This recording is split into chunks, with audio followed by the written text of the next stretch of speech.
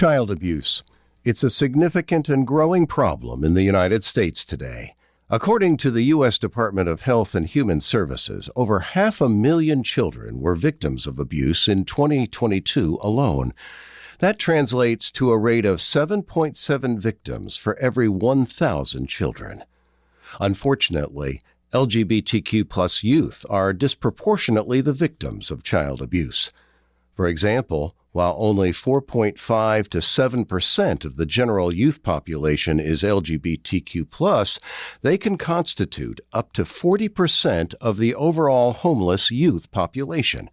That's according to the Trevor Project and Lesley University. Here on Cape Cod, you might not think that child abuse is a problem, but you'd be wrong, says Jacob Stapledon, Community Engagement and Education Manager for Children's Cove, a child advocacy center based in Hyannis. As he tells PFLAG Cape Cod's Rick Koonce in this revealing and chilling interview, child abuse is a problem that often hides in plain sight. Even more distressing is the fact that most cases of child abuse never get reported.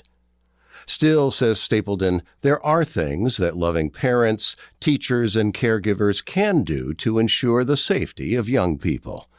It begins, he says, by acknowledging the problem, reporting it to authorities, and becoming knowledgeable about community services designed to address the needs of traumatized kids and put child abusers and sexual predators behind bars.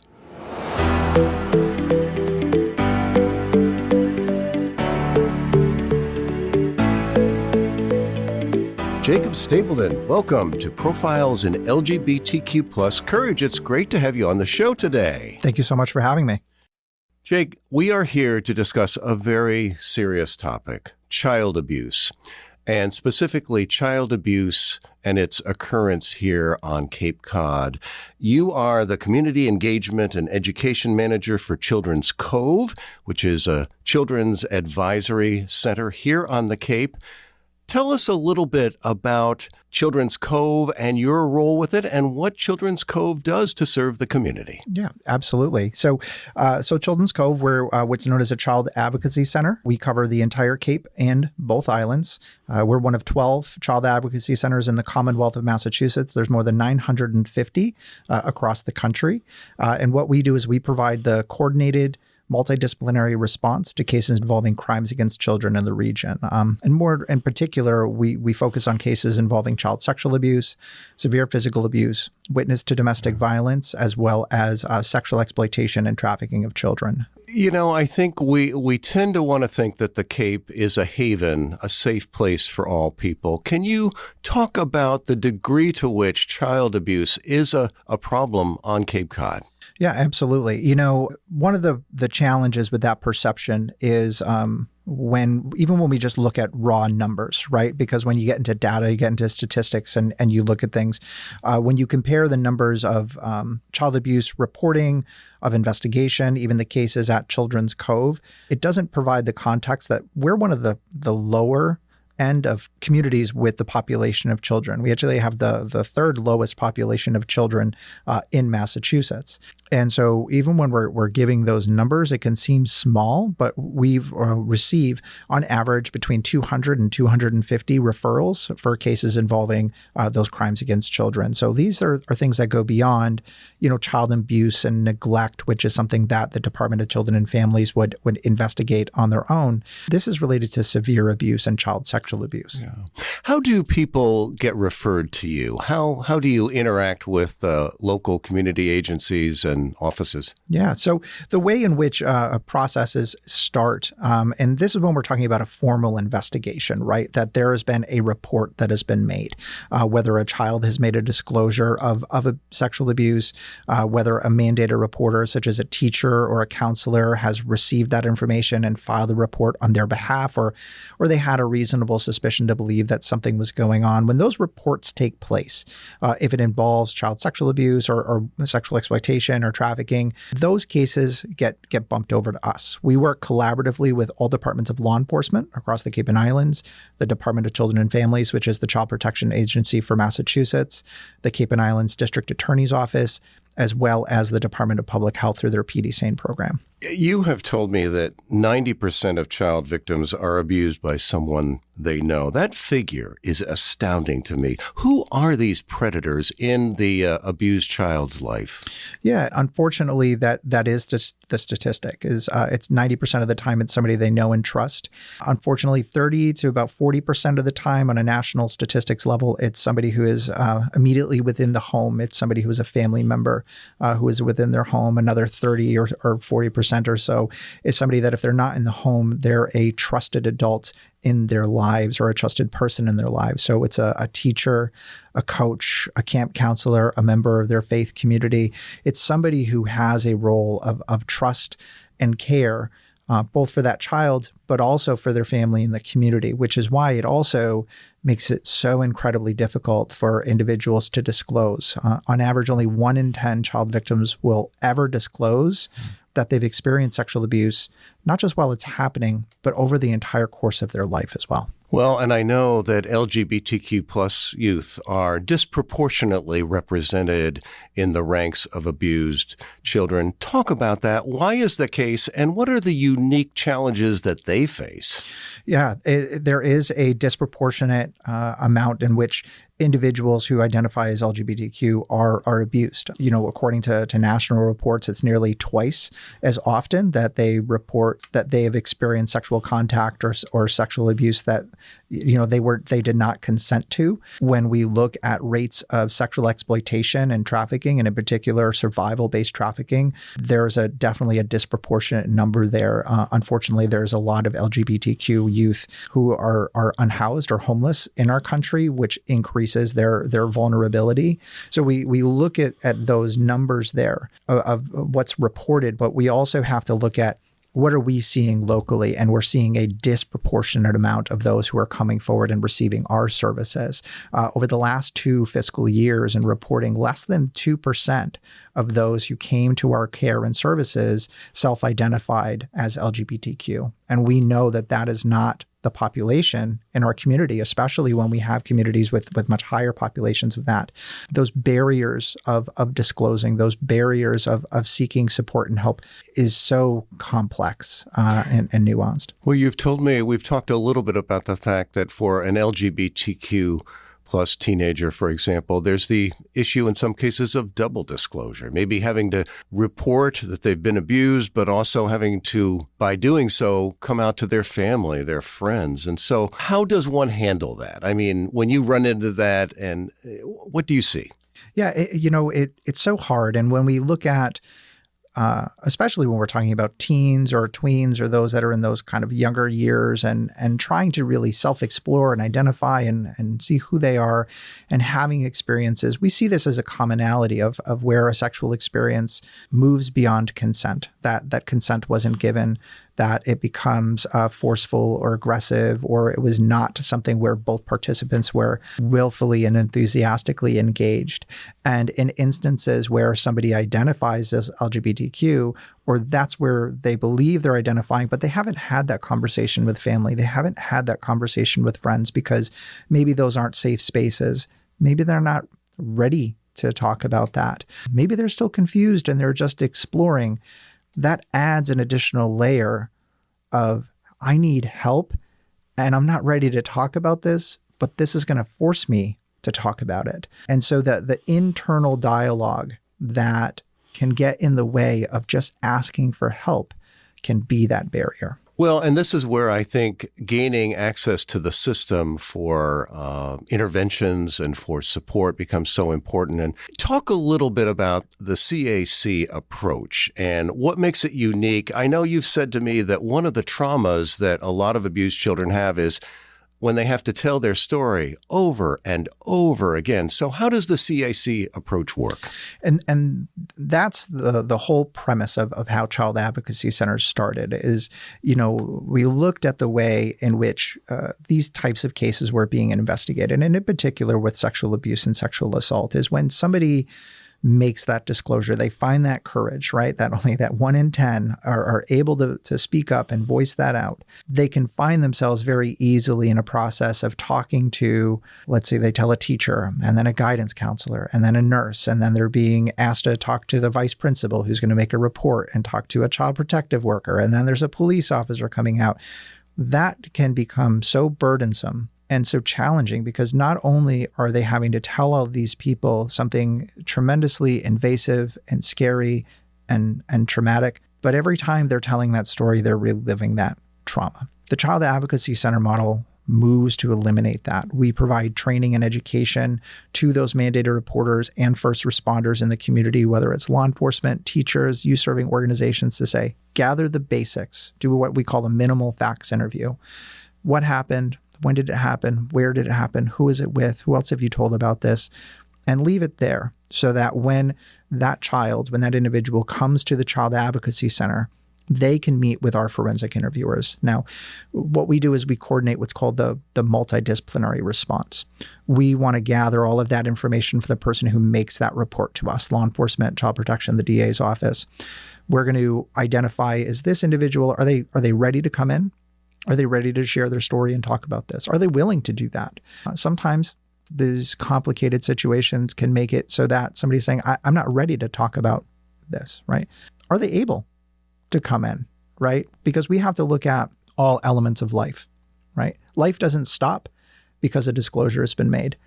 Sometimes people still have sports that they're doing, or maybe they have finals going on this week, or, hey, you know what? No, that's not a good day because I've got to work after school. Are they able to come in on a particular day? And how do we make all of that work, right? We need to, that's the very first step, is we're going to look at how are we engaging with this individual and empowering them to be able to come to us. When your therapists and counselors meet with abused children, is it common for a child to think that somehow they're responsible for their own abuse, that they brought it on or invited it? You know, that can be a thought process, but honestly, most often that is an introduced thought, right? Is we fear that for victims of sexual abuse. And sometimes there is this thought of like, oh my God, this is my fault. I should have done this. I should have done that.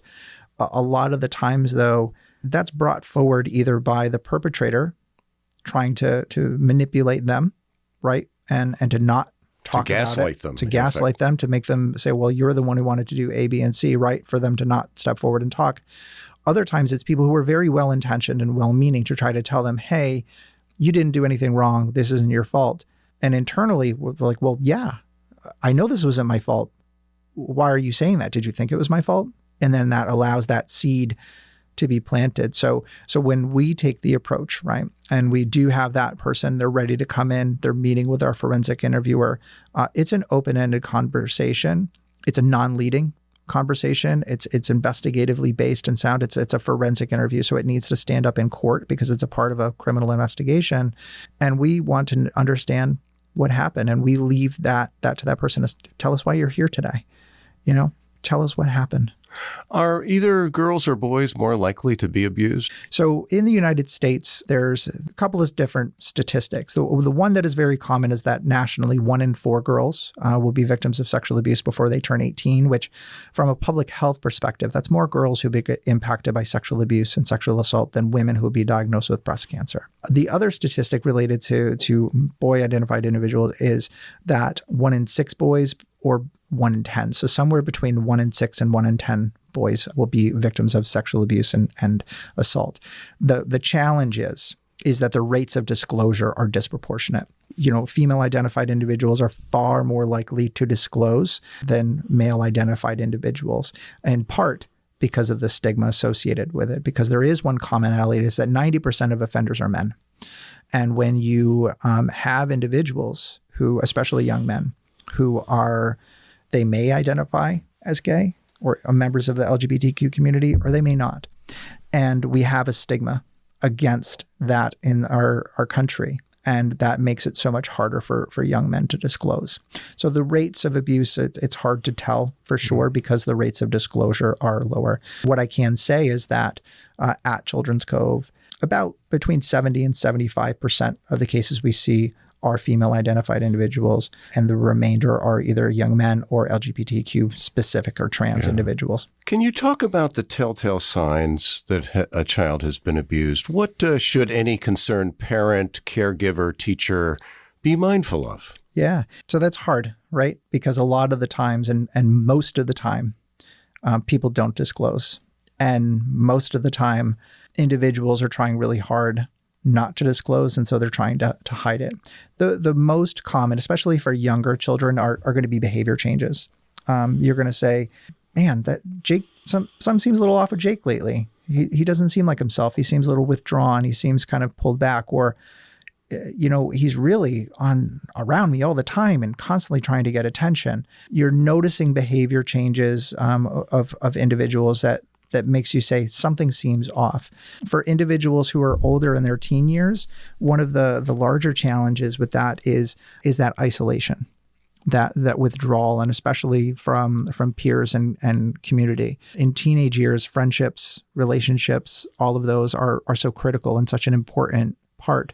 And if individuals are withdrawing or kind of shrinking within themselves, not taking care of themselves, using substances beyond experimentation, self-medicating, those are things that are concerning. Again, that doesn't necessarily mean specifically sexual abuse. It could mean that there's other things that are going on in their lives. It just means, hey, something's happening. Yeah. I know according to a 2024 report I got from your office, there's been a surge in online child abuse, sexploitation. What's causing that? And can you share with us what's going on in that domain? Yeah. So, in addition to the services that we provide for those who have been directly experienced sexual abuse or severe physical abuse, beginning almost 10 years ago, we coordinated the regional response in partnership with those other agencies related to what we call sexual exploitation. And there's a few things that falls under that. There's commercial sexual exploitation, which is what can be defined as human trafficking, which is not like the movie Taken or things like that. It's a much more dramatized version of it. But then there's also sexual exploitation and other forms which can take place online. We saw a significant shift to online sexual exploitation as a result of COVID. Our entire world shifted from in-person to online, and that surge of online life meant that individuals who mean to do harm to children also migrated there. And so we've seen that regionally, not just on the Cape and Islands, but in Bristol County and Plymouth County, where online facilitated crimes, so people catfishing and asking for nudes or sexually explicit photos or videos, and then essentially saying to them, if you don't send me more or do A, B, and C, then I'm going to send this to your family. I'm going to send it to your revenge porn. Yeah. Which can then for either generate more, and then people find themselves in this trap. Right. Mm-hmm. Or they're having to give money and then they're still in a trap. Or it transfers to, we're going to meet in person, when then they're in person where they're exploited and assaulted as well. So we're seeing a lot of that shift into an online world just because of the nature of how our world is working now. So to that point, what is your advice to parents who don't want to be overbearing and prevent their kids from getting online, because every kid is online nowadays? What's your advice as to the strategy or the approach that parents should take to really safeguard their children's safety online? Well, I think it starts right in the beginning, and it starts with having conversations about body safety right at the get-go. When we talk about prevention, we have to look at this as in a holistic approach. When we look at safety, we can think of all the conversations that parents or caregivers may have had with us about crossing the street and holding hands and being careful around fire and being careful around water and being careful around sharps and being careful around firearms. And we never talk about the private parts of our bodies, where we're scared to say the actual words of that. And so we mystify our own biology, which makes it harder to have conversations about consent, about what parts of your body are private and who is allowed to see those, who is allowed to touch those, when are they allowed to, giving children autonomy. And because we're so scared to have those conversations, it makes it almost impossible to carry those conversations over to what is happening in your online world. The other piece of this too is that we're in the experiment phase of living a life online. This didn't exist 30 years ago. And so the parents today never had those conversations either about how are you safe online. So big recommendation. One, have conversations about body safety and consent early and have them often and repeatedly. Transfer that to online. But you also have to be involved with your child's online life as much as you're involved in their in-person life. If you know who their friends are, you know who their teachers are, what they're doing for homework, what sports and activities they're involved in, what apps are they on, what social media are they on, what games are they playing, what's the latest update, what is that character? Tell me about it. If you're not involved, you're not going to understand when something is wrong. So that involvement is critical. And as a parent, you're the one providing it. You have complete autonomy to do what you want to on that. But we also have to remember that children's lives are wrapped up online. It happens with school and with work. You can't just take it away anymore. It's not there. You have to teach children about digital safety and mindfulness and responsibility and have those conversations and build that into the system. Hey, you're getting this new digital device and I'm going to check on it from time to time. I'm going to check your chats and you can establish rules. Yeah. Let's talk a little bit relative to the issues online about online grooming. How do predators do that with a child? It's varied, just like in person. Most of the time it's because they're going into spaces where children are. And so children are not thinking, wow, this might be a weird 40-year-old guy sitting on the end of 4 different monitors that's sending out a bunch of messages to people, right? I think there's been a lot of media conversation about some platforms where that has been an issue. But these individuals, this is what they do. And they understand systems better than kids do. And so they will pretend that they are either a child or a similarly aged individual, or for teens, they're trying to pose as a person of the opposite gender or somebody who they may be attracted to, or they may be trying to connect with them in some way that maybe they don't feel that in the real world people are going to be able to connect with them, which is also where individuals who identify as LGBTQ, where they're at risk as well, because it can feel isolating. They may not have people in their own lives or in their homes that empathize or sympathize or understand with their struggles, and they'll turn online. And individuals are going to take advantage of that. They're going to gain trust.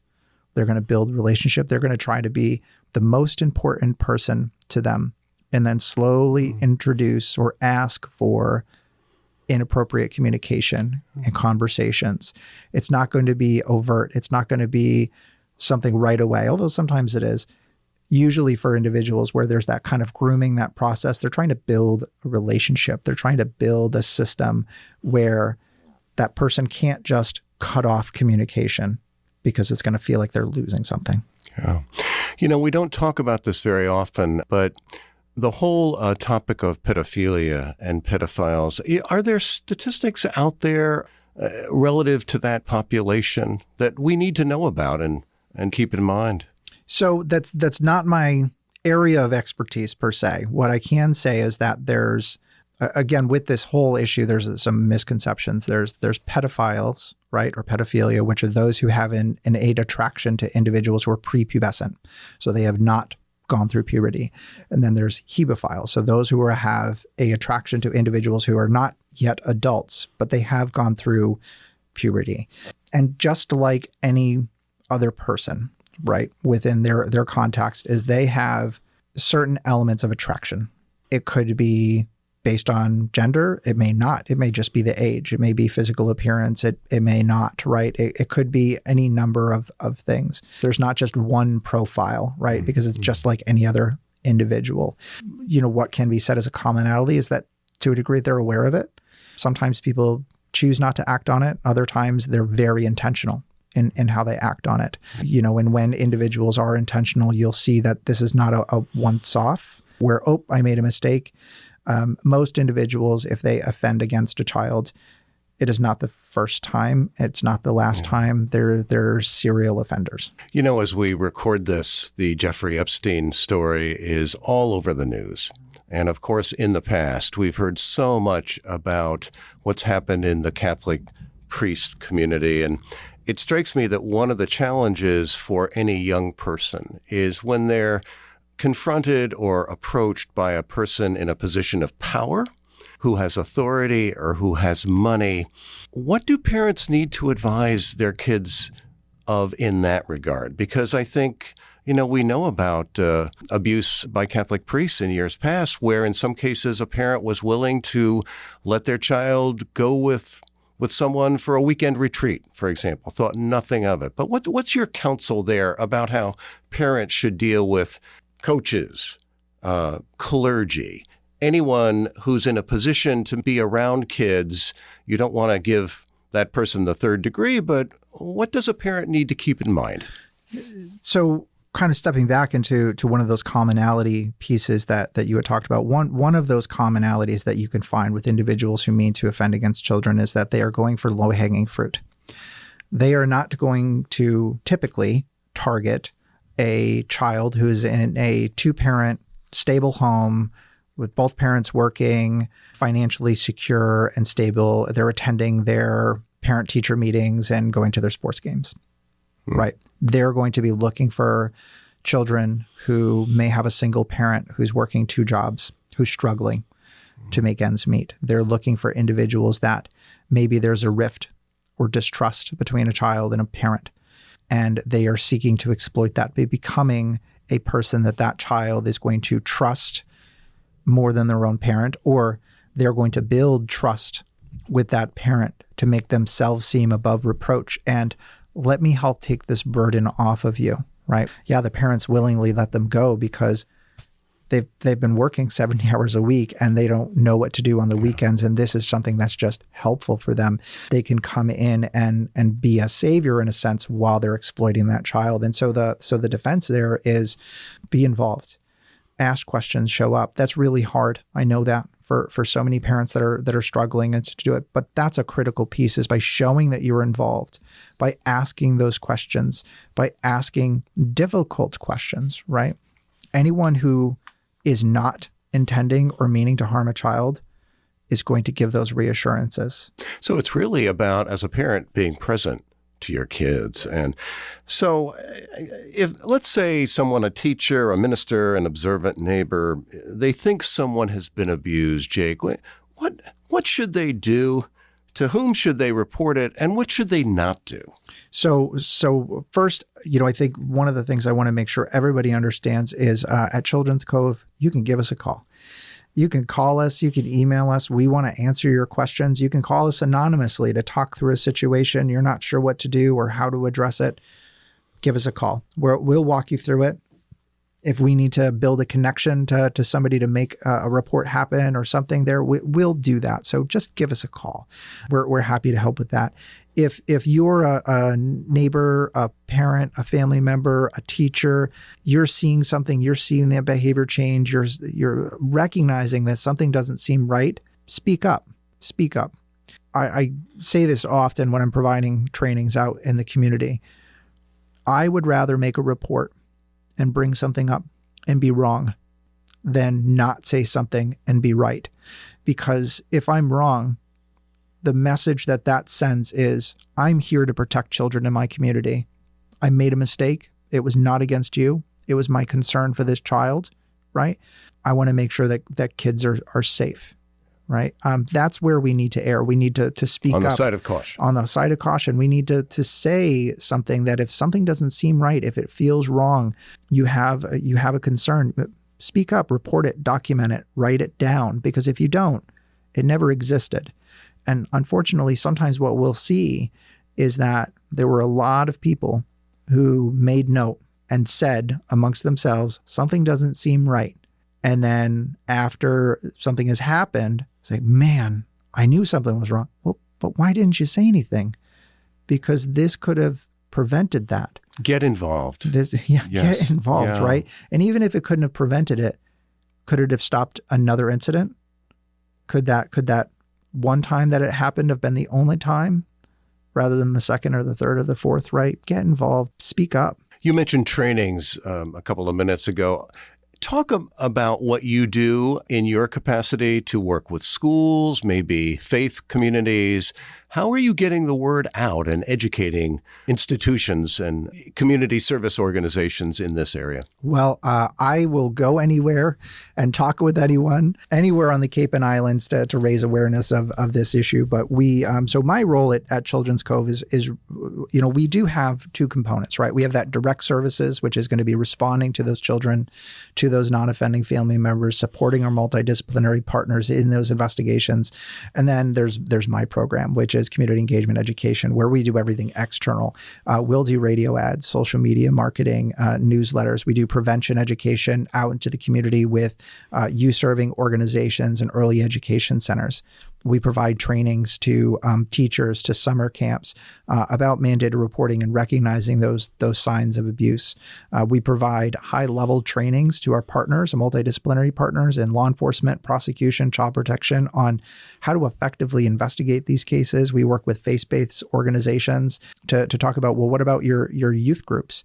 And what about, even Sunday school? How are we ensuring that's safe? I'll go to a congregation on Sundays and talk about this issue because we need to. And for too long, we haven't talked about it. And I'll tell you, some of my greatest conversations I have are sitting down with and having tea with the ladies at the senior center and talking about the generational changes that we have out there. No, if your organization, if you as an individual, if you have children involved in your lives or you have children involved in your work, we can provide you with an educational training or a resource or a conversation at no cost. Just a couple more questions, Jake, really helpful. And when we talk about youngsters, teenagers, children being traumatized by abuse, if one comes to Children's Cove and the family decides to help that child recover, what is the typical therapeutic pathway for that to happen? The therapeutic pathway begins from the first phone call by offering that choice, right? We're a child-first organization.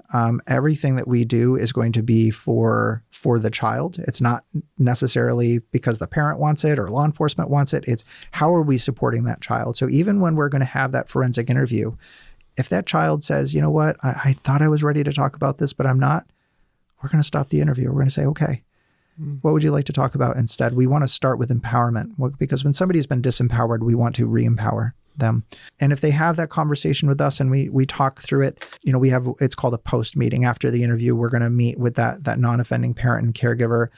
And that's where our whole MDT comes together. That's the forensic interviewer, law enforcement, prosecution, child protection. We have a pediatric sexual assault nurse examiner who's on our staff.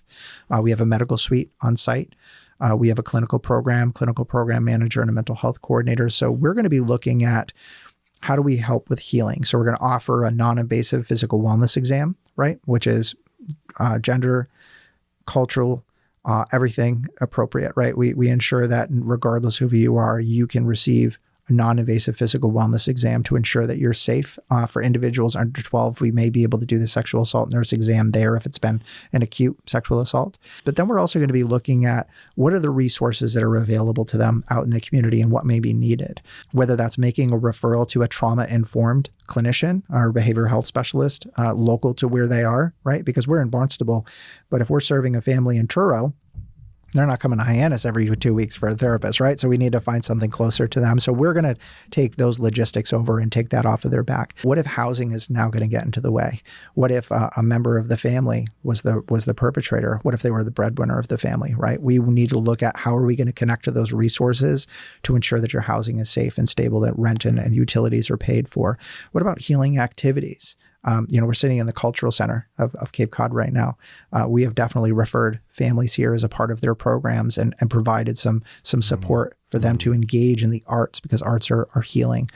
Everybody's recovery, artist therapy, everybody's recovery is unique to what their interests are, to what their passions are, to what their experience was. And so we're going to explore that with them and identify, okay, how can we help support that, but also empower that family, right? And the non-offending family to make that happen so that this is a holistic approach. Yeah. Well, it's such an important topic, how we deal with child abuse in our communities.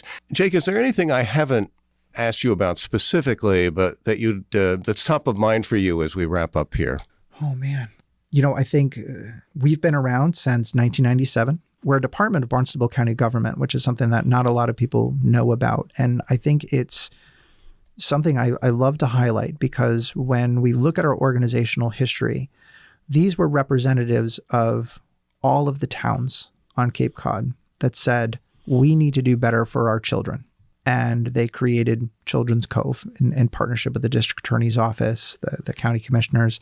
I've been at Children's Cove 9 years now. I've worked in all of our communities and had conversations in every school district and every youth serving organization. And if there's one thing that I can say about our community, is that we have a community that cares. We have a community that wants to have a future where children are safe and that they are free from abuse. And we just need to continue having these conversations. I know sometimes taking that next step to ask for support, there can be a lot of voices in our heads that are fear and anxiety, and it's not the experience that you receive at Children's Cove. We're here to listen. We're here to support. It's confidential. There's no cost to anything we do. There's no barriers. Yeah. We just want you to ask for help. If you're a parent, you're a caregiver, you're not sure what's going on. And I've had that happen. I've been out at a table at a community event, and a parent's come up to me to just talk through, and we had them in at Children's Cove a few days later and making a difference, right? Just ask, just reach out. We're here. Yeah. It all begins with a single phone call or a visit to your website, which is childrenscove.org, right? That's correct. Yeah. We're on social media. We're on all of the platforms, just about. I'll be honest, I haven't been active on some of them lately, but at Children's Cove, you'll be able to find us. Well, Jake Stapledon, I want to thank you for being my guest today on Profiles in LGBTQ plus Courage. Such an important topic. I hope you'll come back. Oh, absolutely. Thank you so much for having me. My pleasure. Thank you for listening to today's interview. Founded in 1973, PFLAG is the first and largest organization for lesbian, gay, bisexual, transgender, and queer people and their parents, families, friends, and allies. We have over 400 chapters and more than 200,000 members and supporters nationwide. Our members come from every generation and live in cities, small towns, and rural areas across the United States. PFLAG is committed to creating a world where diversity is celebrated and all people are respected, valued, and affirmed. For more information about PFLAG, explore the rest of this website or visit PFLAG National at pflag.org.